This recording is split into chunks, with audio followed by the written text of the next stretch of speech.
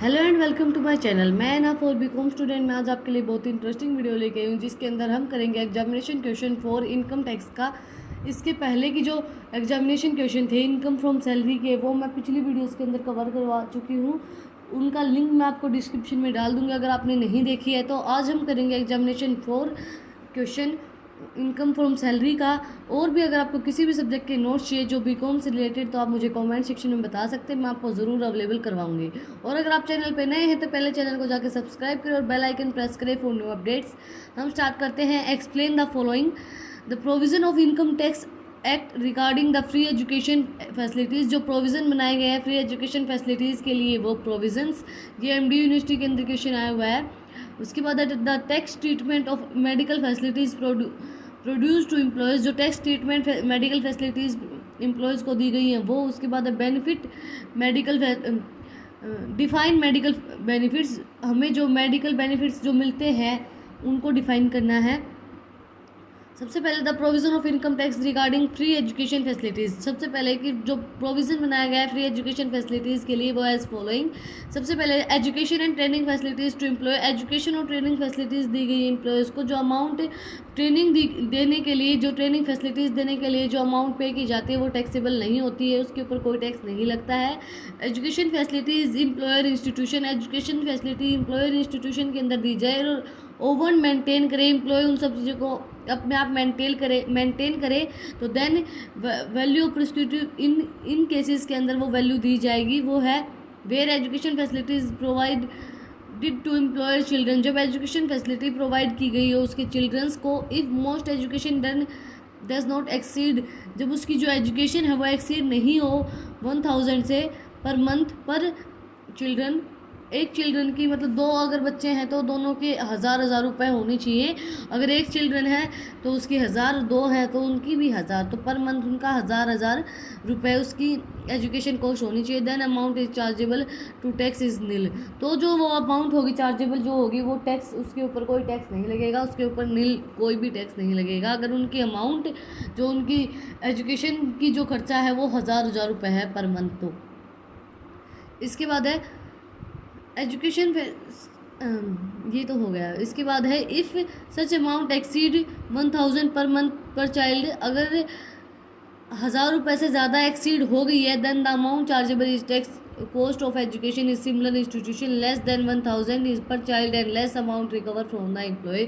मतलब कम लगेगी, चार्ज तो किया जाएगा लेकिन कम चार्ज किया जाएगा और लेस अमाउंट पे करनी पड़ेगी एम्प्लॉयज़ को। इसके बाद है right education facilities provide to any other member of his family. कोई भी अदर मेंबर को एजुकेशनल फैसिलिटी प्रोवाइड की जाए उसके चिल्ड्रन के अलावा। जो उसके बच्चे होते हैं जो उसके अलावा किसी को एजुकेशन फैसिलिटी प्रोवाइड की जाए, जैसे जो कोई काम कर रहा है उसके ब्रदर को या किसी को भी, तो क्या होगा then the amount chargeable on tax is cost of education in similar institution less the amount of recovered from the employ. जो उसकी रिकवरी अमाउंट है उससे लेस उसको चार्ज की जाएगी, उससे लेस उसको पे करनी पड़ेगी।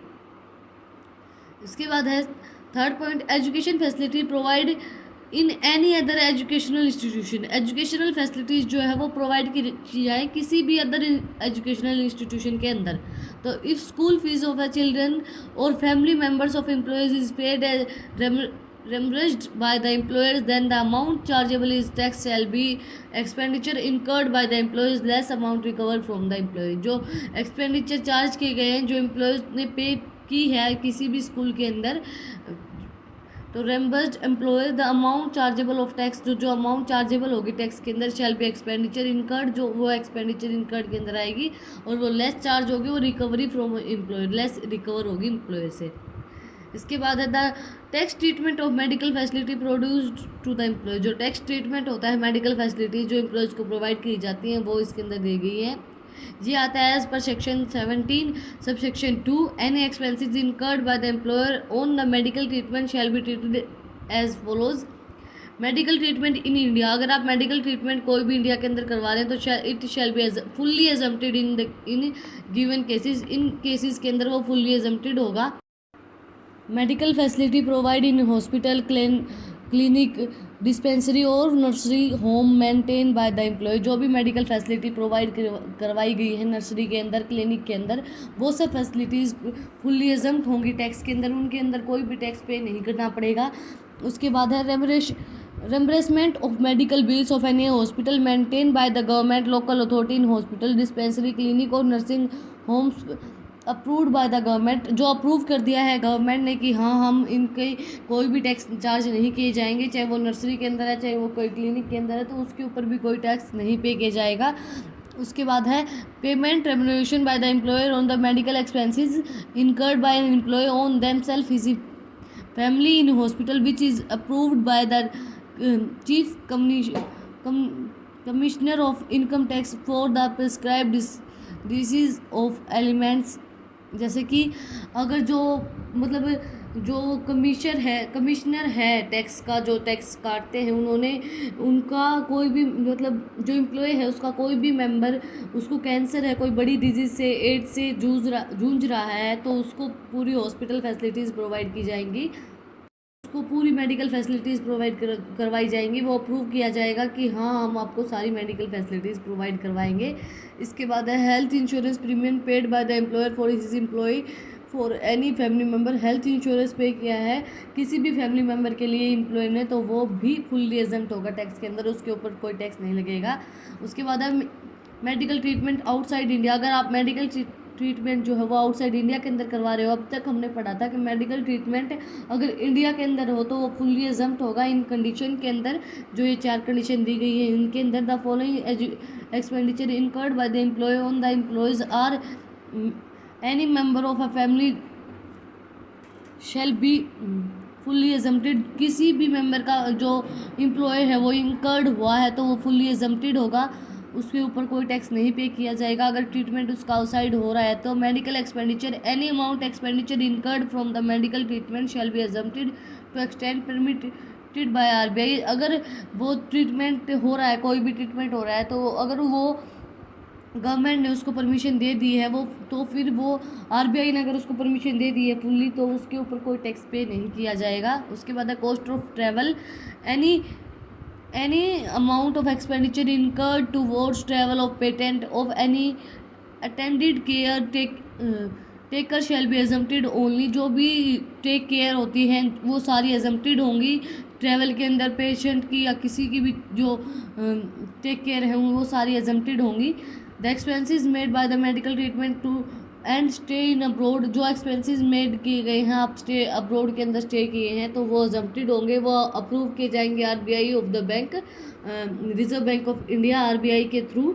When gross total income of employ excluding the perquisites of not does not exceed, अगर ग्रोस टोटल इनकम जो है वो 2 लाख से ज़्यादा नहीं हुई है पर मंथ, तो उसके ऊपर कोई टैक्स पे नहीं किया जाएगा। उसके बाद है कॉस्ट ऑफ स्टे अब्रोड, जो अब्रोड के अंदर जो कॉस्ट लगी है जब आप अब्रोड के अंदर रहे हो ट्रीटमेंट के लिए, any amount of expenditure incurred towards any stay abroad is patent and the care taker shell be exempted, जो केयर टेकर है वो उसके एग्जम्प्ट हो गए आरबीआई के थ्रू। फैमिली का मतलब कहता है family mean spouse and children, spouses and childrens of employees, जो चिल्ड्रन है एम्प्लॉय के वो स्पोज्यूज। उसके बाद है parents, brother and sister of employ of और एनी ऑफ देम होली और मेनली डिपेंडेंट ऑन हिम, जो मेनली उसके ऊपर डिपेंडेंट है वो सब चीज़ें इसके अंदर इंक्लूड होंगी, वो सब एग्जम्प्ट होंगे टैक्स के अंदर से। इसके बाद है question 5, what is provident fund. Provident fund क्या होता है? Explain the tax treatment by explaining various type of provident fund. Provident fund क्या होता है? टाइप ऑफ प्रोविडेंट फंड लगा लीजिए आप, किस किस तरीके से प्रोविडेंट फंड चार्ज कर सकते हैं। प्रोविडेंट फंड रेफर्स या फिर tax treatment of provident fund, कैसे आप टैक्स ट्रीटमेंट करते हैं प्रोविडेंट फंड का। Provident fund refers to the fund which maintain from the future. Provident fund वो होता है जो मेंटेन किया जाता है फ्यूचर के लिए। फ्यूचर के अंदर हमें कोई भी लॉसेस हों या हम किसी भी चीज़ के लिए सफ़र कर रहे हैं तो उस चीज़ के लिए हम प्रोविडेंट फंड मेंटेन करते हैं कि हमें फ्यूचर के अंदर कोई भी प्रॉब्लम ना आए। For this purpose certain amount is deducted from the salary. इस पर्पज़ के लिए जो कुछ अमाउंट होती है वो सैलरी के अंदर से डिडक्ट की जाती है ऑफ एन एम्प्लॉय की सैलरी के अंदर से। and is deposit to the fund, and same amount is also deposit to the employer to the fund. In the case of retirement of the employee is relieving from this job, the amount of fund along with the interest is paid, and the case of death, the amount of the family member. There are the 4 type of provident fund. ये जो provident fund है ये जो employ है उसकी retirement होती है उस टाइम पे दिया जाता है फुल इंटरेस्ट के साथ। अगर वो एम्प्लॉय डेथ हो गई है उसकी तो वो चीज़ें उसको उसकी फैमिली मेम्बर को प्रोवाइड करवाई जाएंगी। टाइप्स ऑफ प्रोविडेंट फंड, सबसे पहला statutory provident fund. Statutory provident fund क्या होता है? This fund are maintain mainly is government and semi government officer. ये जो फंड्स हैं ये सेमी गवर्नमेंट और गवर्नमेंट, जो गवर्नमेंट होती हैं या फिर जो सेमी गवर्नमेंट होती हैं, हाफ गवर्नमेंट और हाफ प्राइवेट, उनसे मेंटेन की जाते हैं statutory provident fund. The whole amount received from the is tax is free. जो अमाउंट पूरी जो उनसे रिसीव होती है वो टैक्स फ्री होती है, उसके ऊपर कोई भी टैक्स चार्ज नहीं किया जाता है। Recognised provident fund, recognised provident fund क्या होता है? Provident fund schemes to which the employees provident fund and miscellaneous provident act 1952 applies. There is a one alternative also. The fund is not established under the EPF Act 1952 has to explicitly recognized by the Chief Commissioner or Commissioner of Income Tax. Generally, this fund is maintained for scheduled bank, factories and several business houses. These funds are maintained by the private sector of the organization. जो recognised provident fund होता है वो private organisation के लिए maintain किया जाता है। जैसे कोई फैक्ट्री हो गई या जो प्राइवेट सेक्टर्स होते हैं, जो फैक्ट्री हो गई, कोई बिजनेस है, उनके लिए मेंटेन किया जाता है। जो स्टेटरी प्रोविडेंट फंड है वो तो मेंटेन किया जाता है गवर्नमेंट सेक्टर या सेमी गवर्नमेंट सेक्टर के लिए, बट जो रिकॉग्नाइज्ड प्रोविडेंट फंड है वो प्राइवेट इंस्टीट्यूशन के लिए मेंटेन किया जाता है, प्राइवेट ऑर्गेनाइजेशन के लिए मेंटेन किया जाता है। As per section 10 subsection 12 the accumulated balance due and becoming payable on the employees participation in the RFI shall be exempted in the following cases. जो RPF है वो एग्जम्प्टेड होगा in following cases. If the employees has, जो recognise provident है वो provident fund है वो इन cases के अंदर एग्जम्प्ट होगा टैक्स के अंदर से। If the employees has rendered continuous service of the period of 5 year is more, 5 साल से ज़्यादा अगर वो काम कर रहा है आपकी बिजनेस के अंदर, तो उसकी जो एम्प्लॉय के अंदर जो कमीशन होता है, जो उसकी अमाउंट होती है वो टैक्स के अंदर नहीं आएगी, उसके वो फुली एग्जम्प्ट होगी।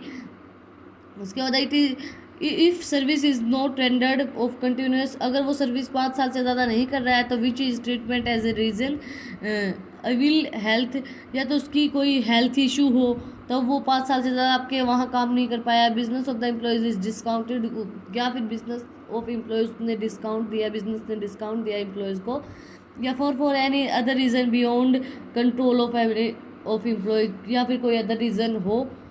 इसके बाद इफ़ है on the occasion of his employees, the employees obtains due to becoming payable to him transferred by the individual accounts in the recognized fund maintained in the such other employees contribution to RPF is exceed 12% of employees salary will be taxable, and interest are balance taxable free up to 99.5%. if the amount interest more than it is will be taxable।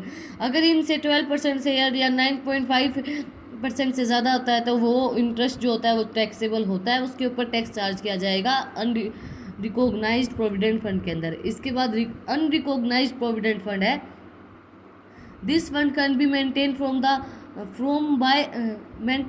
Bye all the companies. ये जो fund है ये तो सिर्फ private organisation के लिए था, ये सिर्फ गवर्नमेंट ऑर्गेनाइजेशन के लिए था, और जो अनरिकॉग्नाइज्ड प्रोविडेंट फंड है वो सबके लिए है, सब कंपनीज के लिए है। द कंट्रीब्यूशन ऑफ, ये फॉलोइंग प्रोविजंस दे रखे इसके regarding the contribution of employees as well as interest received on the taxable under this head salary. जो कंट्रीब्यूशन होता है एम्प्लॉयज़ का, इंटरेस्ट रिसीव होता है, वो सब इस सैलरी हेड के अंदर आता है। The interest on the contribution of employ taxable under the income from salary. जो इंटरेस्ट मिलता है इनकम कंट्रीब्यूशन ऑफ एम्प्लॉयज़ के अंदर से, वो इनकम फ्रॉम सैलरी के अंदर आता है।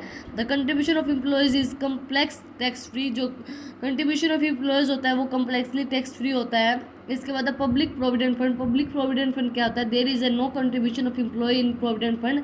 कोई भी कंट्रीब्यूशन नहीं होता है एम्प्लॉय प्रोविडेंट फंड के अंदर। इसका related provision fund are as follows। The whole amount receive from the fund is fully tax free. जो अमाउंट मिलती है इससे वो फुल्ली टैक्स फ्री होती है, इसके ऊपर कोई भी टैक्स नहीं पे किया जाता है। The interest receive from the their own is fully tax free. जो इंटरेस्ट मिलता है वो भी फुल्ली टैक्स फ्री होता है, इसके ऊपर भी कोई टैक्स चार्ज नहीं किया जाता है। इसके बाद if it is a case other than the above, the income of the employees will be exceed to the contribution were being made in unrecognized provident fund since the beginning। जब भी कोई मतलब ऐसा केस होता है कि वो जो इनकम है वो एम्प्लॉयज़ की वो एक्सीड कर जाए, कंट्रीब्यूशन जो है उनका मेड अनरिकॉग्नाइज हो जाए, तो वो बिगिनिंग के अंदर ही, तो उस केस के अंदर भी उसके ऊपर कोई टैक्स पे नहीं किया जाता है। आज की वीडियो में हमने क्वेश्चन 4 और क्वेश्चन 5 किया है। अगर आपको ये वीडियो पसंद आए तो इस वीडियो को ज़्यादा से ज़्यादा लाइक करें और चैनल को सब्सक्राइब करें फॉर न्यू अपडेट्स। अगला क्वेश्चन मैं अगली वीडियो के अंदर करवाऊंगी, question 6। Thank you for watching my video.